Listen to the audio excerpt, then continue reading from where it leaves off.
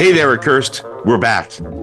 Deb Hutton, Reid, David Herle, here to take you through all the ins and outs of the Ontario election campaign and talk about some federal politics as well, because, you know, we like politics on this show. We got a good show for you today. We're excited to get going, so let's get going. First of all, pleasantries. Always a good idea. Deb, how are you this morning? I'm a little grumpy, as you heard before we started. It's just one of those days, but my day is better than Scott's, so. Because you didn't have a dream where you lost your left arm. Exactly. Yeah. And I had more than 1 hour sleep, so that's helpful. Usually helpful. I had more than 1 hour. I had about 3 hours sleep, but I did dream that my left arm fell off. I don't, in the way of dreams, I don't remember what caused my arm to fall off, but I know that in my dream, I accepted without question that my arm had fallen off. This was the normal course of events, and now I would have to continue on with just a smooth nub there. And but I woke up to great relief when I discovered that my left arm remains, which is good because I intend to do as many push-ups as possible and put my body back into fighting form. Back. Never seen fighting form in your body. You don't remember the days when I was 28 and rising through the ranks of amateur boxers? No, I remember when you were 28 and putting on a lot of beer weight. Yeah, well, that's been a permanent state of affairs. Can we be honest? Can we say with certainty that yesterday we make this joke casually all the time, but I think yesterday actually nothing happened on the provincial election scene. I think actually nothing occurred. Is that in any way defiable? Well, maybe nothing happened. Maybe nothing happened in terms of people saying interesting things on the campaign trail, although Crombie and Stiles were going at each other back and forth. But something was happening out there, and let's get to it. T-8. 1 week left to go. Today's Relay Strategies polling is brought to you by Enbridge Gas, reliable, affordable natural gas to heat your homes and power our economy. So I'm going to take you through some data. The overnights, we got a saying there's something new. Something's happening. 822 cases, so it's a reasonable provincial sample. And at the end of this data, you are going to conclude, as I am, that the race is over, that the progressive primary is over, and that the NDP are fucked beyond description. So, let's hear it. Let's hear it. Should mention that Jordan isn't here. She's in the desert and has sent word that she intends to remain. Could be a metaphor. Decided vote as of last night is 47 Conservative, 27 Liberal, 17 NDP. And the regionals go like this.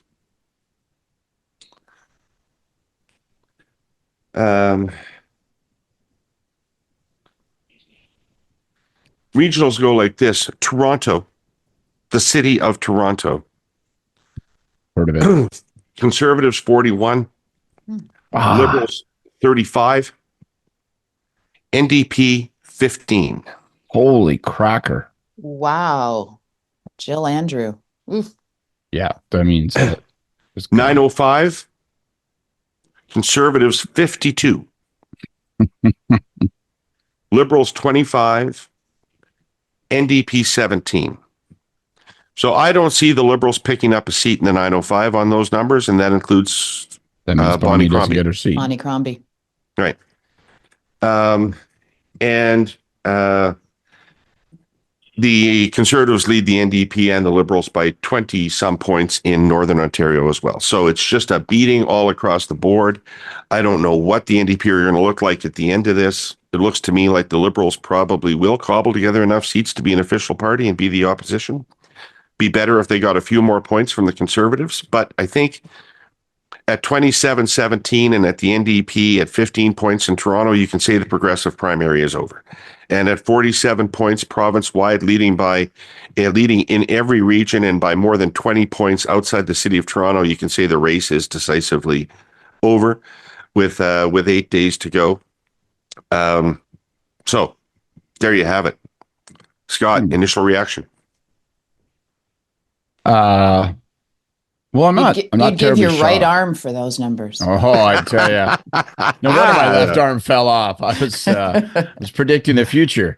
I'm not surprised. I'm surprised at how low the number is in the region of 416, because that really does suggest with 15 you can't win a seat. So then you start to ask yourself, well, where do the NDP find any seats? And presumably there will be a couple, there'll be a handful, but those are looking death in the eye kind of numbers for the NDP if that's how low you are in Toronto, and then you extrapolate across the province, because they lose their couple of northern seats under this decisively, then they lose their Toronto seats. Like, do they hang on to Davenport? Do they hang on to Parkdale? Like, where are they left?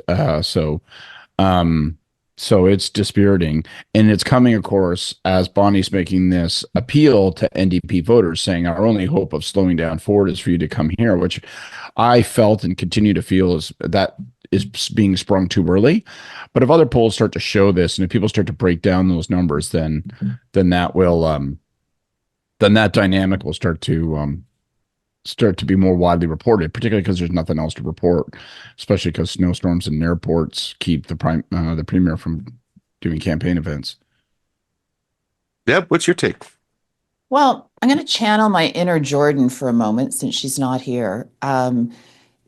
The New Democrat vote is a little bit more efficient than the Liberal vote, so I am not pretending that there's any good news for the New Democrats, but I do wonder if they can hang on to a few seats. You mentioned Davenport. Hamilton's also an interesting one. They have a seat in Niagara, which is in Welland. So I don't know, because I also know the Conservatives are targeting those areas to pick up some seats. Southwest Ontario was 45 Conservative, 24 Liberal, 19 NDP. So it's a little bit better. No, but I mean, there is no doubt there's a greater efficiency in the New Democratic vote than there is in the Liberal vote. So Yeah.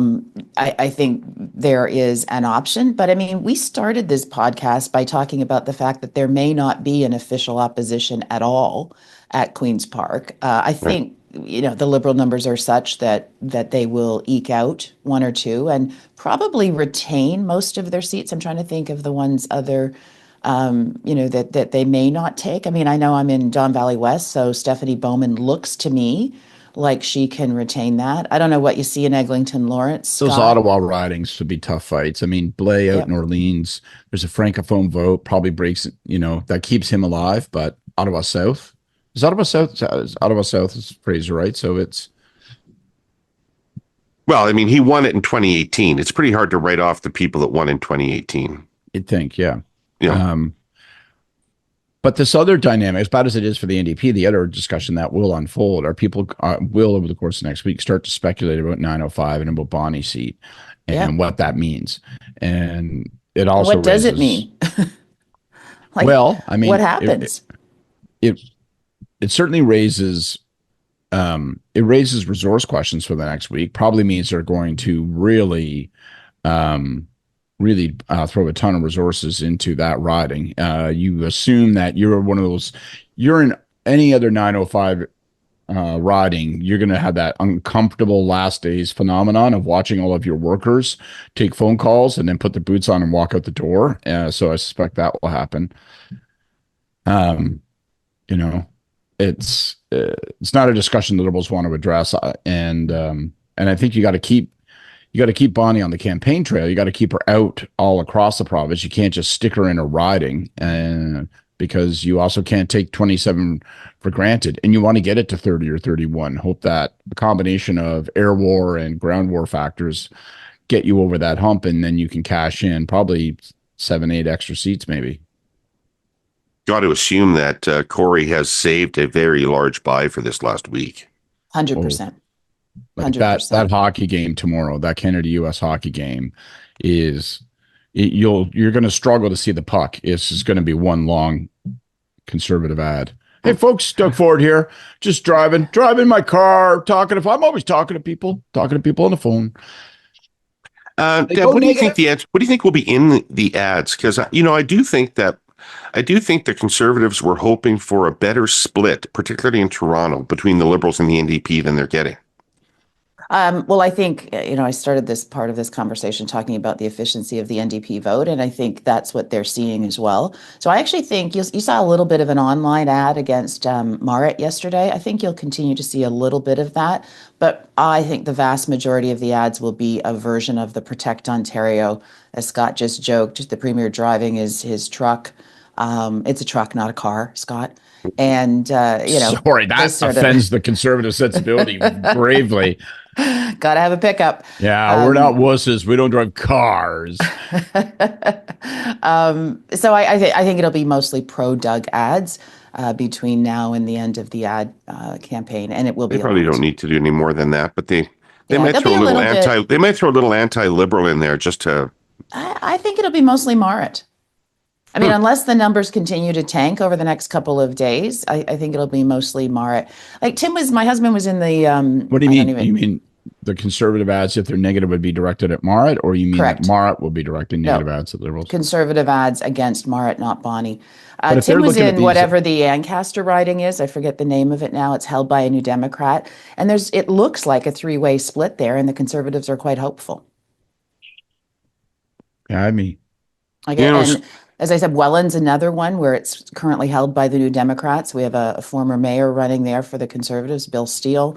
I know a number of cabinet ministers have been in and out of the St. Catharines riding, and even Niagara Falls. I mean, Wayne Gates, I would have thought, was unbeatable as the New Democratic longtime member there, but it's a race. Like, there are a lot of seats that are currently New Dems that aren't going to go Liberal. If they move, they'll go Conservative. So I think Right. you'll see negative on Marit.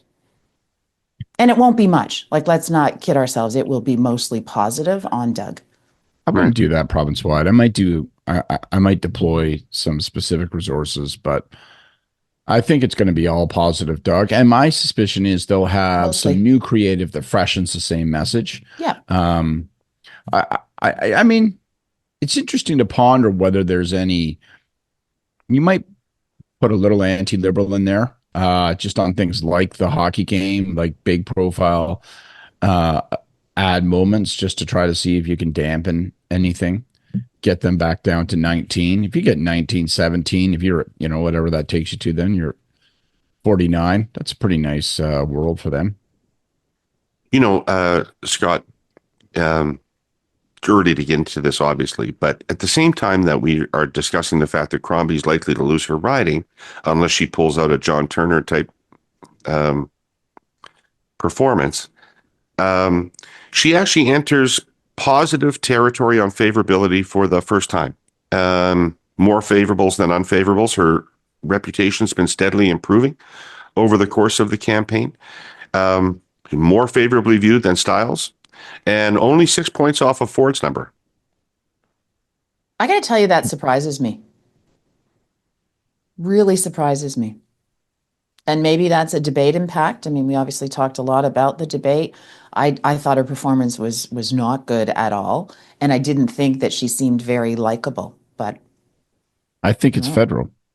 I mean, I think they've been relatively disciplined. If there's one thing you're going to say about the campaign, it's going to be healthcare, and that at least can't be hurting you. Probably puts you in some sort of positive territory with people. You've got the right priority. You're talking about the right thing.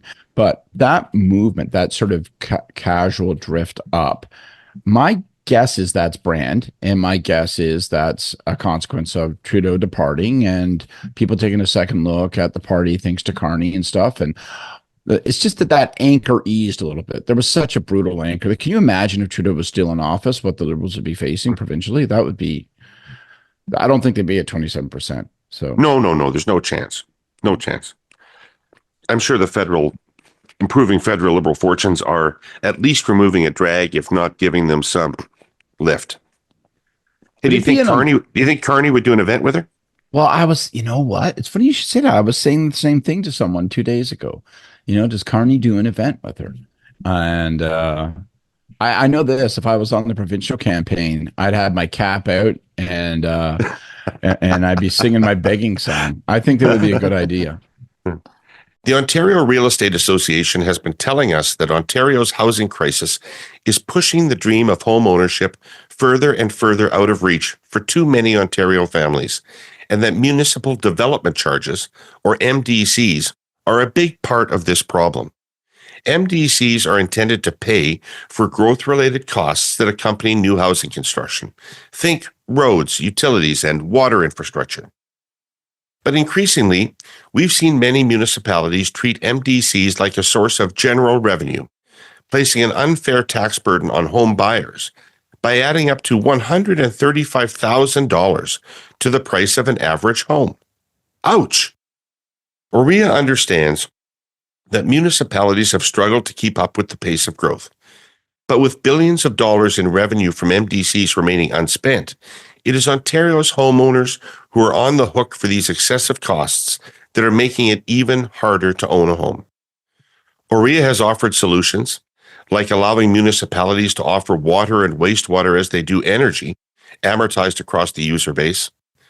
Whatever the final solution may be, Ontario's municipalities must find approaches to generating revenue that does not involve passing costs down to consumers. To read Oria's plan on how to save the dream of home ownership, read their full election platform, A Home for Everyone 2025, at oria.com/platform. So, Deb. Yes. You are in charge of the NDP campaign. What are you doing today? Like today, what are you thinking about? You're looking at, these are your numbers. These are your internals. You look at them. What do you do? Well, she's out not doing events, but actually doing one-on-one sit-downs today and doing some, profile media events. And I think that's probably a decent strategy. Part of the challenge with Marit Message though? Is there a news, what are you saying? Well, I was about to say, one of the challenges is Marit does not have the sharp, pointy elbows that you saw from Bonnie yesterday in terms of the Liberal NDP, come with me, not them. She doesn't, I don't know her well. I know her well enough to say, I just don't think that sharp, pointy stick is in her, her approach. And so I think that's what you have to do. Tear down the Liberals and be the only, same as what Bonnie is doing, the only alternative to Ford. But it just doesn't feel like she can do that authentically. It doesn't to me either. And it really feels to me like if you did that the anti-Ford vote would react badly to that. Yeah, I think, right. We saw that yesterday when we talked to Kyla about that exchange between Bonnie and Marit in the debate, and it didn't go well. Right. People were turned off, and that, of course, those people were the people that are anti-Ford. So I think it's a difficult one, but it should be Bonnie's message in reverse, and it should be very sharp. And but again, I don't know that she's got it in her. So from a tour perspective, I mean, what are you going to do? You're going to go to a handful of ridings in Toronto. You're going to go to a handful of ridings in Hamilton, maybe Niagara. So I actually think they've chosen the right approach, which is to put her on province-wide TV. I think what I would do if I was running the NDP campaign, be to try to... your hair would be on fire. I know that. Absolutely. Right. I would go and people would be saying, Mr. Reid, your mug smells funny. And I'd be like, sit, bugger. Fuck you. You're ugly. You're a liar, Colin. That's what I think of you.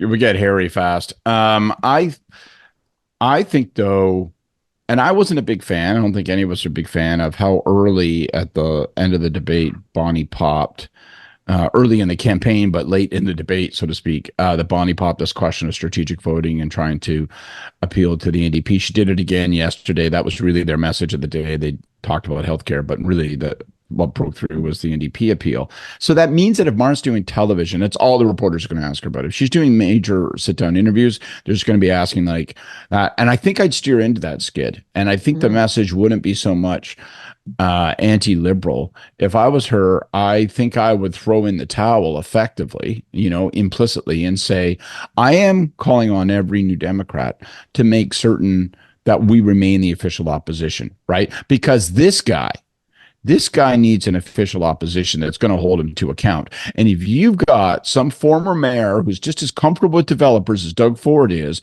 you're not going to get that. They're not going to fight for you.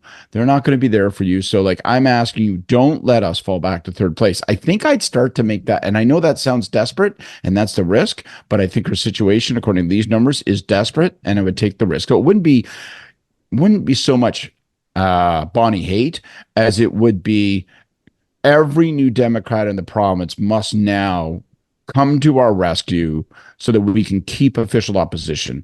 So I think that's maybe the only card that's available. There's no issue set. Like, you can't just by talking more about the tunnel or Ontario Place or whatever that Christ, none of that's going to help. No. All right. Do-overs. Who's got a do-over? I don't know.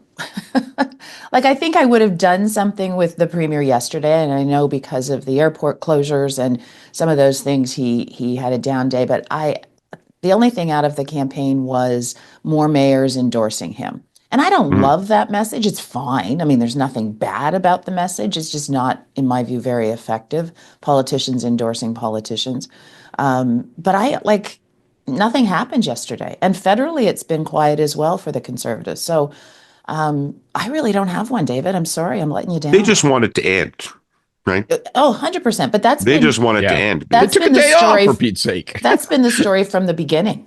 Yeah. Right? Let's chew up a couple of days with the debate. Let's chew up a few days with Washington. There's still a Washington trip to come. Yeah. Let's just clock keep ticking and get us to E-Day faster than we've ever been before. I mean, that's been from day one. That's not new. Yeah. I will say that my do-over for Crombie is I think that I don't like the stuff at Styles yesterday for a couple of reasons. One of which is I think it's early, but the second more important thing is there are no more votes. There are no more votes there to get. That isn't the play anymore to collapse the NDP. They are collapsed, right? You need votes from the Conservatives. If you're going to grow from 27 to 31, it's going to come from the Conservatives. It has to. And so you got to keep the focus on Ford. Scott, what about you? I agree with that strategically. My do-over, I'm going to switch. I'm going to switch tracks and go federally because you more or less said what I was going to say on Bonnie, and I'll direct it. My do-over would be for the Freeland campaign. Yesterday was a demoralizing day. Those fundraising numbers come out, and It's not the full story, Scott. Well, this is my point. Okay, so this is where I want to go to. So Freeland, the fundraising numbers come out. Not surprisingly, Carney's got a great big number, $1.9 million raised in whatever 30 minutes or something like that. And then, but then the degree to which people are paying attention, it's like, oh my God, and Freeland came fourth place. Now the difference between second, third, fourth, it's all like $1,000, basically like $1,500. But Freeland's campaign says, no, we raised $600,000. It's just that the party has a little tab where you can say, direct my donation to the party toward this campaign and blah, blah, blah, and talk about loser talk. That may be completely true. I'm sure it is true. Well, then you should have anticipated that this release was going to occur. You should have anticipated the context and the way it would be received. And instead of saying after the fact, oh, guys, you're not looking at the whole picture, you should have painted me the picture in advance. So it's just. But even if it's six, Scott. Even if it's six, it's emblematic of it's a third where the campaign is at. So the real do-over goes back to what you said, David, which was, I think someone should have had a hard conversation with Freeland after she stepped down and said, you've done your public duty. Now find a place that makes sense, find a route that makes sense. But don't think that this is going to amount to some public groundswell of enthusiasm and support, either from Liberals or from the country. And so it was kind of sad yesterday to watch that. Like, I don't like the diminution. Everything about her campaign is a bit sad because it's humiliating, and I don't want to see her humiliated. That's what's happening. Yeah. Can I just ask you guys, why would we be talking about high-speed rail today? Like, I don't understand that. Legacy. Oh my God, there's a government there with a legacy. Yeah. I'm sure it's not what Carney would prefer the government be doing, but that's what they are. So Trudeau bullet. That's what 20 years from now, I'm taking the Trudeau bullet. Greetings, Canadian political pod listener. I'm your narrator, Gary, an artificial intelligence-generated voice. Exciting and serious sounding is what we typed in the AI voiceover input field. And boom, Gary exists. Hey, do you know what's not artificial? Not even one bit? The highly influential audiences, air quotes, media podcasts offer to its advertisers. And I say that with all the sincerity a machine learning, data-optimized, predictive network of interconnected neural nodes can muster. Whether your ad message is on Curse of Politics, the Hurly-Burly, Hotel Pacifico, or the brand new Race to Replace, you will be reaching cabinet ministers, members of parliament, the political class, the C-suite, and corporate Canada, leading journalists, and tens of thousands of engaged Canadians. People saying this is a unique political moment is underselling it. Policy is under scrutiny. A party leader is being voted on. The Ontario election is underway. There will be a new prime minister. And then there's the guy living in the White House who calls us the 51st state. Does anyone remember another time like this? I'm instantly scouring millions of data points to answer my own rhetorical question. No, you do not. This is when you need to get your message to the decision makers. Email us at contact@airquotesmedia.com. You'll be dealing with Jill and Todd, who are real, not artificial at all people, and generally very friendly. Well, Jill is anyway. We're still deciding about Todd. Angus Reid dropped quite a bomb yesterday. I don't know if you saw that graph that just showed the red line had been trickling down like this, all of a sudden go right up like that. So there's a number of polls now that show that this is a current phenomenon. Whether it's an enduring phenomenon or not, it's a current phenomenon. And boy, it has sure shaken up the way people talk about and cover federal politics. And Nano's put out freshened up his own set of numbers, so which more or less showed the same gap. So 39, 32, I think his new numbers are. Or I think it was 38, 31, whatever. So it's like a 6-7 point gap. My favorite thing, I got a call yesterday from the Toronto Star. They're doing a story because now the Conservatives are leaning heavy into this. It wasn't a pivot. We're not doing anything. It's the same thing. It's not a pivot. And it just drives me nuts, this kind of story. It's literally like a prideful conceit. You executed a pivot in front of us. It was visually startling. The construction of your message and speech was rewired. And now, simply because you don't want to concede to the universe that you're making any adjustment or that there's any need to make an adjustment or that media who say you've made an adjustment are correct in any way, shape, or form, you deny that there's been an adjustment. Don't piss down my leg and say it's raining, okay? Like, it's just insulting. Well, what's wrong with pivoting anyway? I mean, don't know something why happened. Something happened. It would be irresponsible. You like if a meteor hit the earth and you said, I'm not going to stop talking about the carbon tax, right? I'm not pivoting away from the carbon tax to this meteor issue. They don't want to admit that the meteor is coming. They don't. All these things I'm doing differently are because of my choice to keep doing the same thing, even though it's different, but it's not. And there is no meteor. And I'm happy here in this tar pond as a gigantic 4-legged animal. Look, they're still ahead. Trump is like a meteor hitting the earth. He has changed fucking everything. Mm-hmm. You want me to say something? I do. I'm looking at you. Yeah.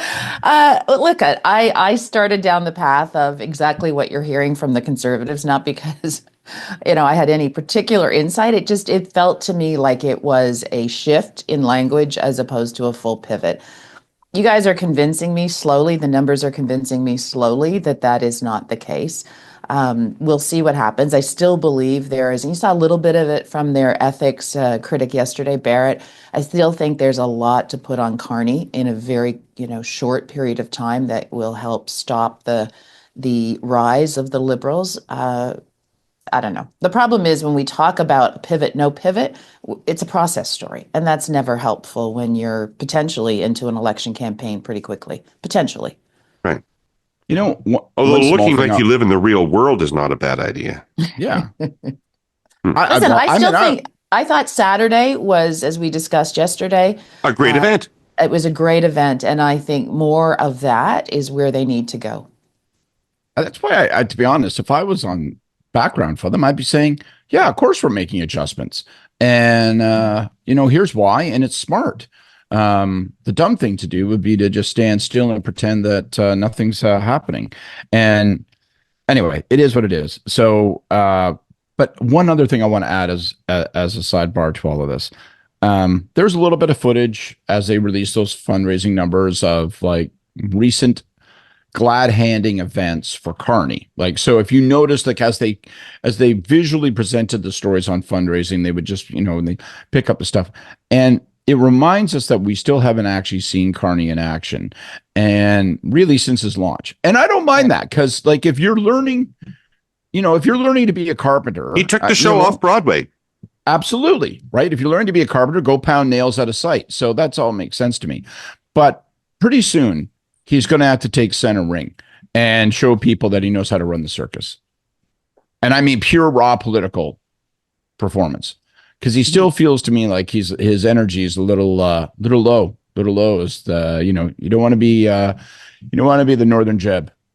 And I think, being able to pivot from the world that he lived in to the world that he now wants to be part of is a big pivot. I think it really is a challenge, because people around him will recognize that he speaks well, he has answered questions. I mean, all of the things that would make for a good politician, but it's not the same world. It's not the same media. It's not the same kind of issues. And you don't get a pass the way you do when you're in charge of either the Bank of England or the Bank of Canada. It's not quite the same at all. And I think One thing they're that doesn't happen underestimating to you when you're the governor of a bank is political parties don't run negative ads against you. 100%. Right. I think Kind of did in England. I think there's, I think there's a lack of kind of realism when it comes to the difference in the worlds. I love the woven in the life that he had, and you just get to see him, and he's there on a throne, and there's just could you get the working class people to come in here and clean the bottom of my trousers? Thank you. I'm going to continue to read the Financial Times. There's a great ad. But nonetheless, looking at the federal polling and looping back to poor Marit Stiles' situation in Ontario. Yeah. I'm going to play the role of Kory. You played the role of Jordan. I'm going to play the role of Kory, and just remind everybody that Jagmeet Singh not bringing down the Trudeau government last fall is an error that will turn out to be historic for the NDP, like an historic 100%. Mistake. Yeah. And the cousin 100%. Of that error is that the caucus itself in the past year didn't summon the admittedly very difficult will to say, we can't continue on with this guy. This guy is going to drag us right into the lake with stones in our pockets. And that's what he's doing to the federal NDP now. You see them at 15%-ish, and that's what he's doing to Marit. And he's been in hiding the last few days. Well, maybe that's the one smart thing they're doing, but could be. You can't say his that. Negatives are terrible now. Like, his numbers are just awful. And in Ontario, to be honest, he's much better known than Stiles. True. He is defining the party more than she is. It reminds me of when Ray became so unpopular as NDP premier, and the likes of Audrey McLaughlin couldn't do anything with the federal brand, that it was just so defined by one government, one person, one leader. And it was just beneath the waves. And it feels like we're in a bit of a reverse dynamic of that now. Yeah. All right. Let's wrap this thing up with a blessing or a curse. Deb, do you want to start? You're always ready. I like that about you. Yeah, this was a tough day today for me. I didn't have a do-over. I don't have much of a blessing, but I'm reminded of your blessing to Chrystia Freeland this morning when I saw the article on her fundraising numbers, where she has made a difference in her own way. She's changed the political landscape, and it's got to be, despite the fact that I'm not usually kind to Liberals, it's got to be just demoralizing for her and her campaign. And so I'm like you, David. I mean, you put your name out there, you put a team together, and so know that you're at least doing something of value, even if you don't get across the finish line. Yeah. Nice. Scott? My blessing goes out to the Ontario Liberal campaign. last couple of days, just on the eve of the debate, you got hit with some Oppo research out of the Conservative War Room, I assume, on your candidate in Oshawa. I don't think that's done. We've got 8 days to go. Doug Ford Kory may not unleash ads to target the Liberals, but I'm going to bet they're going to try to destabilize your campaign, and you're going to see 2, 3, 4 more. Like when you're in a rush to nominate candidates just before the deadline, like the NDP and the Liberals probably almost certainly were in this election, you're going to get some strange shit that slips through the fence. You end up with people like me. Right. Exactly. And so, if they're scrubbing that guy's social media, it means they're scrubbing everybody's social media. And if I was the candidate in Eglinton Lawrence and they looked at my social media history, Bonnie Crombie would lose a day. Okay. Like it would be bad. There would be some shit. You should be held to account for weird shit I said in 2011 and possibly 2025. So my blessing is you're going to hit some turbulence now. And it may be a combination of when do you dismiss the issue and when do you dismiss the candidate? When do you dismiss the attack and when do you dismiss the candidate? You're going to have to play that just right over the course of the next 2-3 days. I would bet any amount of money it's going to come at them. All right. My blessing goes out to the Ontario Liberals as well. And I'm going to advise you to do something that generally is not advisable, which is 1 week to go change strategies. The NDP is over, and there are no more votes to get there. You have to get votes from the Conservatives. Healthcare is not going to punch through. We know this now. There's no chance in the last week that this becomes an election about healthcare. This is an election about leadership, and it is an election about affordability. Affordability remains the top concern for people. You spiked when you talked about a tax cut in the leaders' debate. And cares about people like you is Ford's weakest metric that we are testing and has been in some decline. I would poke there. I would merge those two things, affordability and who does he care about?